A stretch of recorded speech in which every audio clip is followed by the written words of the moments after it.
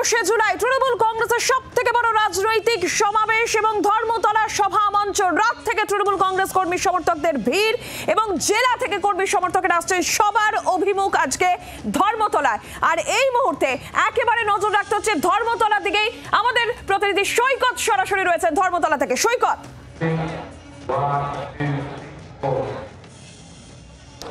একেবারে নীলাঞ্জনা, ধন্যবাদ। আমি এই মুহূর্তে রয়েছি, একদম তুমি ঠিক বলেছো, ধর্মতলার যে মূল মঞ্চ সেই মঞ্চের সামনে। 21শে জুলাই মানে তৃণমূল কংগ্রেসের আবেগ, তৃণমূল কংগ্রেসের শহীদ স্মরণ। তৃণমূল কংগ্রেস, মমতা বন্দ্যোপাধ্যায় গতকাল পরিষ্কার বলেছেন যে এই 21শে জুলাই কোনো দিন তৃণমূল কংগ্রেস বন্ধ করবে না। কারণ আজকে এমন একটি দিন, 21-এর পাল্টা 21শে জুলাই। কোথাও একটা বিজেপি যেভাবে উত্তরকন্যা অভিযানের ডাক দিয়েছে, তাতে যুযুধান, অর্থাৎ উত্তরবঙ্গ বনাম দক্ষিণবঙ্গের আজকে কোথাও একটা লড়াই। কিন্তু এই যে 21শে জুলাই, এই 21শে জুলাই তৃণমূল কংগ্রেসের আবেগ। আমি প্রথমেই দর্শকদের একটু দেখাতে চাইবো, ঠিক আমার পেছনেই রয়েছে ওই যে 21শে জুলাইয়ের মঞ্চ। এই 21শে জুলাইয়ের মঞ্চে ঠিক দুপুর 12টায় মুখ্যমন্ত্রী মমতা বন্দ্যোপাধ্যায় দলীয় কর্মীদের উদ্দেশ্যে বার্তা দেবেন। কিন্তু কি বার্তা দিতে পারেন তার একটা প্রাথমিক আভাস গতকালই আমরা পেয়েছি। তৃণমূল কংগ্রেসের 21শে জুলাই মানে নানা রং, এখানে অনেক রকমের মানুষ আসেন। কেউ তৃণমূল কংগ্রেসকে আমরা দেখেছি নানাভাবে তারা তাদের মতো করে তুলে ধরার চেষ্টা করেন। তেমনই একজনের সঙ্গে আমার এক্ষুনি সাক্ষাৎ হচ্ছিল, কথা হচ্ছিল। আপনি যদি একটু সামনে এগিয়ে আসেন। আপনি একটা গান বেঁধেছেন, আচ্ছা আপনার গান আমি আসবো, আপনি সঙ্গে থাকুন। তার আগে আমি একটু চলে যাব আমাদের দুই প্রতিনিধির কাছে। অর্কদীপ্ত এবং প্রবীর, আমাদের দুই প্রতিনিধি এই মুহূর্তে সরাসরি রয়েছেন। আমি প্রথমেই চলে যাব একটু প্রবীরের কাছে। প্রবীর, জানতে চাইবো যে রাজ্যের মুখ্যমন্ত্রী মমতা বন্দ্যোপাধ্যায় গতকাল যখন এই মঞ্চ পরিদর্শনে আসেন তখনই প্রাথমিক আভাস দিয়েছেন আজকে তার বক্তব্যে কি থাকবে। এখনো পর্যন্ত প্রায় কানায় কানায় পূর্ণ হয়ে গেছে ধর্মতলার প্রত্যেকটি কোণ। কি ছবি ধরা পড়ছে?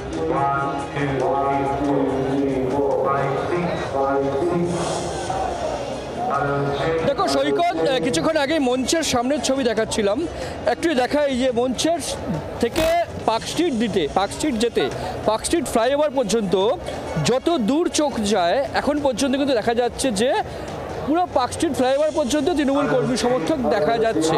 এবং সময় যত বাড়বে এই জায়গায়, এই ফাঁকা জায়গাগুলো যেগুলো আছে সেগুলো ভর্তি হয়ে যাবে। অর্থাৎ এবারের 21শে জুলাই গতবারের রেকর্ড ভেঙে যাবে, এই বার্তা ইতিমধ্যেই দিয়ে রেখেছেন তৃণমূল কংগ্রেস নেতৃত্ব। সেই ছবি কিন্তু কার্যত ধরা পড়ছে বলে মনে করছে রাজনৈতিক মহল বা উপস্থিত তৃণমূল কর্মী সমর্থকরা। এখনই পার্ক স্ট্রিট পর্যন্ত দেখা যাচ্ছে কর্মী সমর্থকরা তারা দখল নিয়ে নিয়েছেন। সময় যত বাড়বে, বেলা যত গড়াবে, সবার সময় যত কাছে এগিয়ে আসবে, এই রাস্তা কিন্তু লোকারণ্য হয়ে যাবে বলে দাবি করছে তৃণমূল কংগ্রেস নেতৃত্ব। স্বাভাবিকভাবে তুমি যেটা বলছিলে যে গতকাল মমতা বন্দ্যোপাধ্যায়, সময় যত বাড়বে ততই কিন্তু ভিড় বাড়বে, এটাই 21শে জুলাইয়ের প্রত্যেকবারের চেনা ছবি। ইতিমধ্যেই আমরা দেখছি ঘড়ির কাঁটা 9টা পেরিয়েছে। যত বেলা বাড়বে ধর্মতলার সামনে যে অংশ এখনো পর্যন্ত হয়তো কানায় কানায় সামান্য কিছু পূর্ণ হতে বাকি রয়েছে, সেটাও কিছুক্ষণের মধ্যে পূর্ণ হয়ে যাবে। আমি অর্কদীপ্তর কাছে চলে যাব। অর্কদীপ্ত, তুমি যেখানে রয়েছো সেখানকার ছবিটা এই মুহূর্তে কেমন? দেখো, প্রবীর যেটা বললো যে ইতিমধ্যেই পার্ক স্ট্রিট ফ্লাইওভার পর্যন্ত মানুষ ভর্তি হয়ে গিয়েছে। আমি একটু ছবিটা দেখাবো। হাওড়া স্টেশনের বাইরে এখনও যে হারে মানুষ আসছেন বিভিন্ন জেলা থেকে, তাতে এই পার্ক স্ট্রিট ফ্লাইওভার ছাড়িয়ে এই যে মানুষের জনঅরণ্য বলা যায় বা জনস্রোত বলা যায়, যাই বলো না কেন সৈকত, সেটা কোথায় গিয়ে দাঁড়াবে পার্ক স্ট্রিট ফ্লাইওভার থেকে বলাই বাহুল্য। আমার সাথে প্রদীপ মজুমদার রয়েছেন। কি পরিকল্পনা রয়েছে আজকে হাওড়া থেকে এই সমস্ত কর্মী সমর্থকদের নিয়ে যাওয়া, বা কি পরিকল্পনা রয়েছে জেনে নেব তার থেকেই। প্রদীপবাবু, আজকে এখানে প্রচুর মানুষ বিভিন্ন জেলা থেকে আসছেন, কি পরিকল্পনা রয়েছে, কিভাবে এদের নিয়ে যাওয়া হবে? মিছিল হওয়ার একটা কথা রয়েছে, অনেকে তো ফেরি সার্ভিসও যাচ্ছে। দেখুন, লক্ষ লক্ষ মানুষ আজকের দিনে আবেগ সঙ্গে নিয়ে এবং শহীদ তর্পণের জন্যে, এবং বিশেষ করে এই বছরের বৈশিষ্ট্য যে লড়াই আমাদের আন্দোলনে নামতে বাধ্য করেছিল, আমাদের নেত্রী তখন দেশের মানুষের গণতান্ত্রিক অধিকার রক্ষার্থে লড়াই করেছিলেন। আজও তিনি 2011-র পর থেকে পশ্চিমবঙ্গের মানুষের এবং আমাদের সঙ্গে প্রবীর ছিল। প্রবীর, তোমাকে অসংখ্য ধন্যবাদ। এবং আমি একটু আগে কথা দিয়েছিলাম যে একজন 21শে জুলাইয়ের জন্য মমতা বন্দ্যোপাধ্যায়ের বক্তব্য শুনতে এসেছেন। আপনি একটু সামনে এগিয়ে আসুন।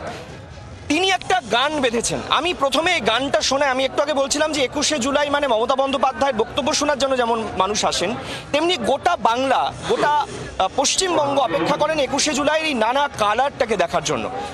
আমি জানতে চাইছি, আপনি একটা গান বেঁধেছেন, একটু আগে শোনাচ্ছিলেন আমাকে, আরেকবার শুনি গানটা। সবুজ আমার বাংলা, সবুজ মায়ের দেশ, মা মাটি মানুষের হবে না তো শেষ। মমতা দিদি গড়েছে আমাদের সোনার পশ্চিম বাংলা, বিরোধীরা করে শুধু হামলা, তোর সামলা এই সোনার পশ্চিম বাংলা। সবুজ আমার বাংলা, সবুজ মায়ের দেশ, মা মাটি মানুষের হবে না তো শেষ। মমতা দিদি গড়েছে আমাদের সোনার পশ্চিম বাংলা, বিরোধীরা করে শুধু হামলা, তোর সামলা এই সোনার পশ্চিম বাংলা। নীলাঞ্জনা, আমরা যে ছবিটা দেখছিলাম যে উনি বলছেন বিরোধীরা করে শুধু হামলা, এবার সামলা। সত্যি তাই, কারণ এবারে 26-এর বিধানসভা নির্বাচনের আগে মমতা বন্দ্যোপাধ্যায়ের বক্তব্য এতটাই গুরুত্বপূর্ণ, কারণ এখান থেকে মমতা বন্দ্যোপাধ্যায়, অভিষেক বন্দ্যোপাধ্যায়রা যা বলবেন সেই বার্তা নিয়ে দলীয় কর্মীরা চলে যাবেন গ্রামে, শহরে, মফস্বলে, এবং সেই অনুযায়ী 26-এর প্রস্তুতি তারা করবেন। আমি আরেকজনকে একটু সামনে ডেকে নেব। দেখো, আরো একটা কালার। আপনি কি সেজেছেন? লক্ষ্মীর ভান্ডার। আপনি লক্ষ্মীর ভান্ডার সেজেছেন? আচ্ছা, কোথা থেকে এসছেন আপনি? আমি ঘাটাল পৌরসভা 14 নম্বর ওয়ার্ড থেকে এসেছি। ঘাটাল থেকে এসছেন? কখন বেরিয়েছেন? আমরা ভোর হচ্ছে 3টের সময় বেরিয়েছি। ভোর 3টায় বেরিয়েছেন। এটা কিসের কলসি? এটা হচ্ছে লক্ষ্মীর ভান্ডারের। আচ্ছা, লক্ষ্মীর ভান্ডার। লক্ষ্মীর ভান্ডার এবারে কতটা গুরুত্বপূর্ণ বিধানসভা নির্বাচনের আগে? লক্ষ্মীর ভান্ডার গুরুত্ব সবসময় আছে। এই 2024-এ যে লোকসভা নির্বাচন গেল তাতে লক্ষ্মীর ভান্ডারের মহিলারা বুঝিয়ে দিয়েছেন যে লক্ষ্মীর ভান্ডারের গুরুত্বটা কতটা, এবং 2026-এ নির্বাচন আসছে, এই লক্ষ্মীর ভান্ডারের মাধ্যমে মহিলারা যেমন একাধারে যেমন ছেলে মেয়েদের পড়াশোনার খরচ যোগাচ্ছেন এবং সংসারও চালাচ্ছেন এবং তারা ব্যবসাও করছেন। আচ্ছা, বিরোধীরা বলছে ঘাটাল নাকি ভেসে যাচ্ছে, মাস্টার প্ল্যান কবে হবে জানা নেই। আপনি ঘাটালের বাসিন্দা, দেখুন, বিরোধীরা সবসময় একটা চক্রান্ত করবেই, যেহেতু বামফ্রন্ট ছিলেন 34 বছর ক্ষমতায়। ঘাটালে বিধানসভা এলাকায় তৎকালীন সেচ মন্ত্রী যে তিনি ছিলেন বামফ্রন্টের 1982 সালে, তিনি একটি ফলক দিয়েছিলেন যে মাস্টার প্ল্যান করবে বলে, কিন্তু দীর্ঘায়িত বছর অতিক্রম হয়ে গেল। সিপিএম এর কারণে হয়নি? না, সিপিএম এর কারণে বলছে না, সিপিএম আমল থেকে হয়েছিল মাস্টার প্ল্যান করবে, কিন্তু সিপিএম সরকার সেই মাস্টার প্ল্যান করেনি। কিন্তু তৃণমূল সরকার আসার পর সাংসদ দেব হচ্ছে যে ঘাটালে বানভাসী মানুষের দুঃখ কষ্ট কথা বুঝেছেন, সেই জন্য দিদিকে বলেছেন যে ঘাটাল মাস্টার প্ল্যান করতে হবে। দিদি বিধানসভায় আপনার কথা দিয়েছেন যে ঘাটাল মাস্টার প্ল্যান হবে, এবং ইতিমধ্যে অলরেডি সব কাজ শুরু হয়ে গেছে। আমি একটুখানি দর্শকদের দেখাতে চাইবো এই মুহূর্তে, আমি ঠিক যেখানটায় রয়েছে আমার ক্যামেরা পার্সনকে বলবো যে এখনো পর্যন্ত মঞ্চে কিন্তু তৃণমূল কংগ্রেসের যারা শীর্ষ নেতৃত্ব তারা এসে এখনো পৌঁছননি। তবে সাধারণত যেটা চেনা চিত্র যে সকাল 10:30 11টা নাগাদ থেকে এই মঞ্চে বিভিন্ন রকমের সাংস্কৃতিক অনুষ্ঠান শুরু হবে, তারপর ধীরে ধীরে বক্তব্য রাখা শুরু হবে এবং অবশেষে অভিষেক বন্দ্যোপাধ্যায়, মমতা বন্দ্যোপাধ্যায়রা আসবেন এবং সেখানে বক্তব্য রাখবেন। মমতা বন্দ্যোপাধ্যায়ের বক্তব্য, আমি আবারও বলছি, 26-এর বিধানসভা নির্বাচনের আগে তার এই বার্তা, অর্থাৎ কি কি বিষয়ে তিনি বার্তা দেন সেটা কিন্তু নজর রাখবো। আমি আরেকটু আপনাদের সঙ্গে কথা বলে নিই। আমি সকাল থেকে দেখতে পাচ্ছি তোমরা এখানে রয়েছো। আচ্ছা, আপনি চলে আসো, সামনে চলে আসো। আমরা দেখতে পাচ্ছি যে আপনারা সকাল থেকে একেবারে প্রচুর কর্মী সমর্থকরা এসেছেন। দিদির কোন বার্তার জন্য অপেক্ষা?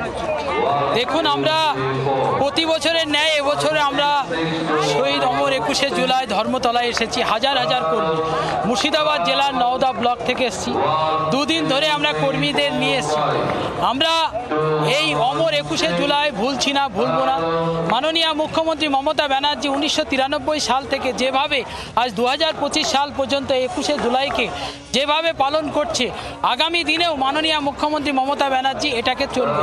আমরাও চাই যে এই সভা থেকে যেমন আমরা ধরেন প্রত্যেকটা নির্বাচনকে আমরা পাখির চোখ করি, আগামী 26 সাল যে পাখির চোখ বিধানসভা ভোট, সেই ভোটকে আগামী যে এই মঞ্চ থেকে যেভাবে বার্তা দিবে, সেই বার্তা আমরা মুর্শিদাবাদ জেলায় গিয়ে এবং ব্লকে গিয়ে এবং বিভিন্ন বুথ স্তরে কর্মীদের নিয়ে যে আলাপ আলোচনা, এখানে আমরা দেখতে পাচ্ছি 2011 সাল থেকে এখনো পর্যন্ত 25 সাল পর্যন্ত আগামী 26 সালের নির্বাচন বিরোধীরা যেভাবে বিজেপি সরকার কুরুচিকর মন্তব্য ছড়াচ্ছে এবং বাংলার জন্য যে বাংলার পরিযায়ী শ্রমিকরা যেমন গুজরাট, উড়িষ্যা, পুরীতে যেভাবে বাংলায় যারা বাংলা এবং বাঙালি আবেগ তার অপেক্ষা করছেন? হ্যাঁ, বাঙালির আবেগ হচ্ছে আমাদের মাননীয় মুখ্যমন্ত্রী মমতা বন্দ্যোপাধ্যায় গতকালও কথা বলেছেন যে যেভাবে ভিন রাজ্যে বাংলায় কথা বললেই তাদেরকে মারধর করা হচ্ছে, ডিটেনশন ক্যাম্পে পাঠিয়ে দেওয়ার কথা বলা হচ্ছে, বিজেপির এই ঘৃণ্য চক্রান্তের বিরুদ্ধে তিনি আওয়াজ তুলবেন,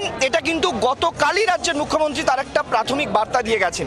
এবার সবচেয়ে বড় বিষয় হচ্ছে এই যে মানুষ যারা এখানে আসছেন তাদের মধ্যে সবচেয়ে বড় অংশ হচ্ছে ছাত্র যুব সমাজ। তাদের জন্য মমতা বন্দ্যোপাধ্যায় কি বার্তা দেবেন আমরা অবশ্যই নজর রাখবো। তবে বিভিন্ন জায়গায় আমরা দেখতে পাচ্ছি যে সেখানে স্লোগান উঠছে, সেই স্লোগান নিয়ে তারা জয় বাংলা স্লোগান দিচ্ছেন। আমি একটু সেখানে চলে যাওয়ার চেষ্টা করি, একটু কথা বলার চেষ্টা করি তারা কি বলছেন।